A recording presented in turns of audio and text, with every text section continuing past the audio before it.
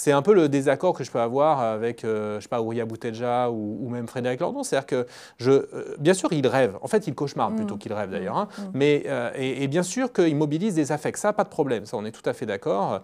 Il mobilise des émotions, des affects. C'est pas du tout seulement une question d'idées, une question intellectuelle, etc. Donc ça, effectivement, il faut le prendre en compte. Aucun problème. Mais par contre, c'est pas tout à fait vrai, à mon avis, que dans la masse, je veux dire, des gens qui se retrouvent dans les mouvances et les partis néofascistes, je pense notamment aux électeurs ou électrices. Quand on lit, par exemple, le livre de Félicien Faury sur les électeurs ordinaires du Rassemblement national, on voit bien qu'en fait, ils ont peu d'espérance. En réalité, ce sont plutôt des gens désespérés. Ce qui, par ailleurs, nous ramène à Trotsky, qui disait que le fascisme, c'était le parti du désespoir contre-révolutionnaire, en quoi je pense qu'il avait raison.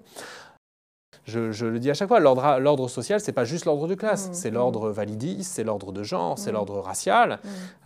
Et cultiver la haine de ces structures d'oppression et d'exploitation, c'est justement, en quelque sorte, le job affectif et émotionnel de la gauche. Et sur cette base-là, évidemment, pas s'en tenir à la haine de l'exploitation, mais sur cette base-là, construire effectivement un projet de société, un projet politique, correspondant à une société libérée de ces structures d'exploitation et d'oppression.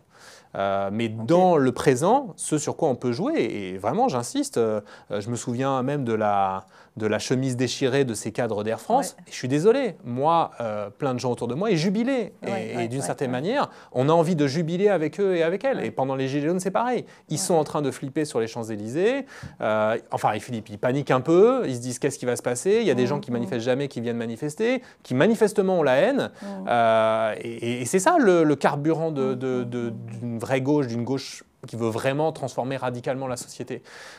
L'affect national, sincèrement, j'y crois pas trop, de ce point de vue-là.